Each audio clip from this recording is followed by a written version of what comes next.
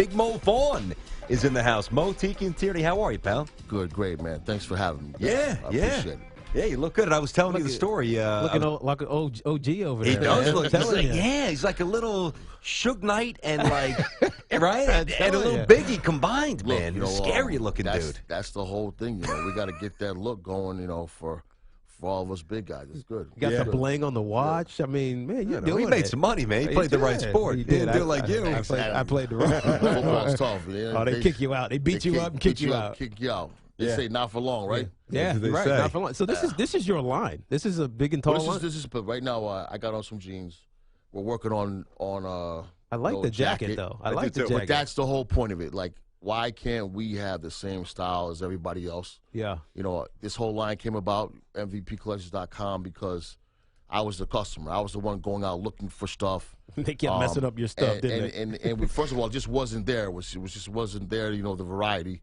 And then, you know, I was lucky enough to, you know, to have some money after life, so I had a tailor that can put some things together. But it really, you know, this line came about because I was the one looking for stuff, couldn't find it. I got with a good partner of mine, Diane Catulli, been in the business for, 20-plus years. And we put this thing together.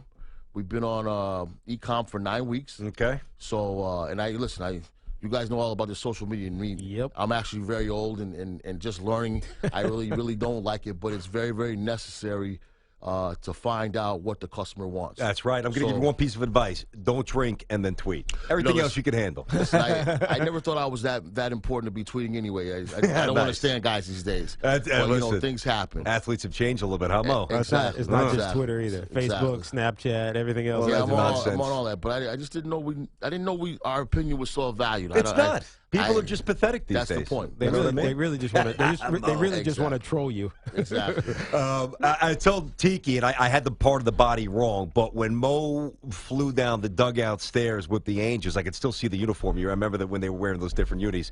I wasn't sure if you hurt your wrist. You actually hurt your lower, and that was pretty much That was it for me. That was it. Listen, things happen. You can go back and say, why did I leave the Red Sox, and why did this happen?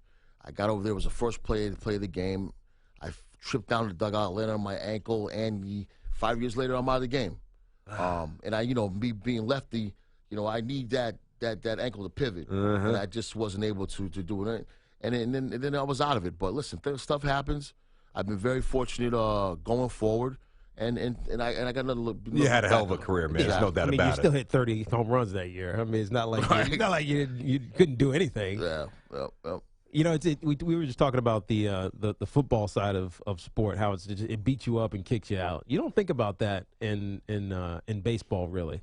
It's more you slow down a little bit, and the game will push you out of it. But I think the biggest thing that any athlete does, he wants the championship before that happens, right? Before 100%. One more year. One more year. At the end of the day, injuries ultimately do it. But how important is that chase? Because we're watching this now with some of these guys. That chase for that championship is elusive, man. I look at my career. I had my greatest years in Boston, but the Yankees were even greater. It's like, you looked at all those years that Michael Jordan was trying to get past certain people. And The bad boys, the bad Celtics. boys, the Celtics. Yep. And my time ran out before it happened. But listen, I'm very, very happy for Boston.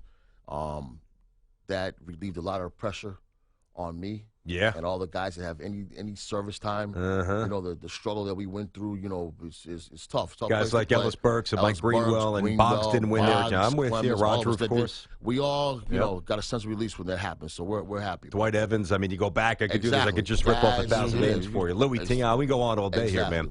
What can you explain? I was trying to explain this to Tiki, and obviously I didn't even come close to playing at your level. But as a hitter, when your approach is out of whack, especially a guy who likes to jack the ball like you did, sometimes the best thing to do is hit the reset button, let the ball travel deeper, take it the other way, go through the box, start with a single, and then you start dropping the hands and hitting bombs again.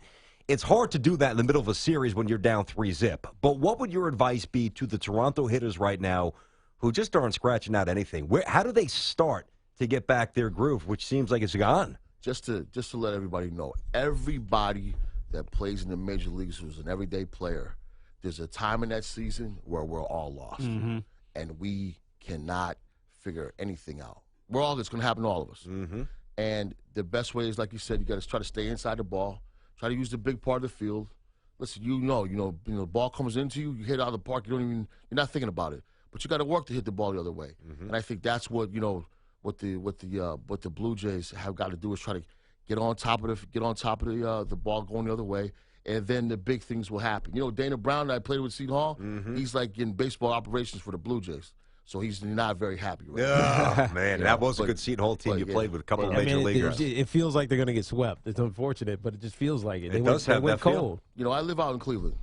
Do you really? Yeah, I live out in Ohio. What brought you out there? Just family, Okay. I've been out there for like 6 years. So you're feeling this then? I mean, obviously it started with it's great for business. With the Cavs. It started with LeBron and the Cavs. Exactly. But you're feeling this, man. It's got to be pretty fantastic in Cleveland right now. Listen, as a baseball guy, I can tell that the manager's pushing the right buttons. Yep.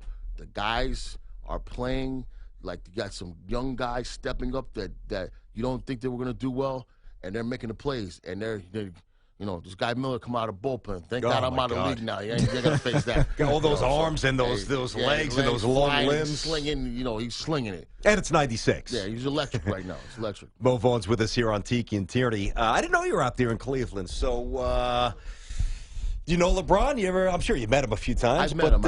I don't really know him, to say that I know him. I've met him. Listen, it's great. Him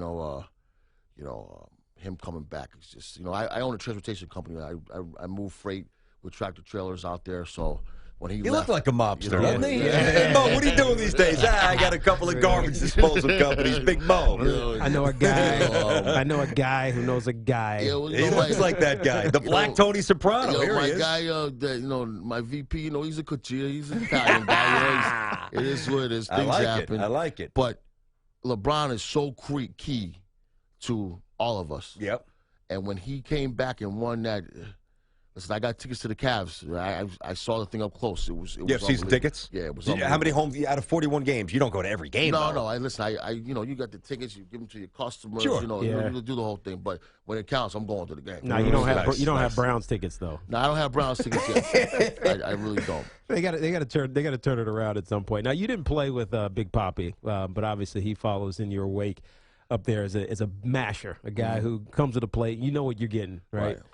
In perspective, looking at his career in Boston, there's some question marks out there about him, but what he means to that city, it's unbelievable, right? For a guy like him who, he's Dominican, he doesn't speak great English, but, I mean, they embrace the heck out of him. Listen, I knew David when he was with the Twins, and, Tom Kelly told me you'd never be a major leaguer, and he got traded, and he has gone on to take Boston by storm. He's played consistently well. Everything that he's got, he's worked for. And you know what the best thing about it is? He's not an original guy, but he's been there so long and so consistent. Feels like everybody treats him like that. But listen, to me, he takes no backseat to Brady. What about Bird? I was going to say Bird and those guys. He takes no backseat to Yaz, to Ted Williams, to Esposito on the ice. Esposito, he's right there at the table. Boston sports is Boston sports, but there's nothing bigger than Boston baseball. And he's got 3 world champions, so I'm happy for you. But what was his weakness? I mean, Tom Kelly, who the Twins always had good young talent. That guy, he's not managing anymore, but Tom Kelly's acumen has always been top notch. What did he think that was missing for David? I don't know. Things. Listen. Sometimes you just need a shot. Yeah, he got a shot. That's true. And then when he came over, you put Manny Ramirez behind him. Yeah, listen, some fastballs. Great players. Great players work off each other.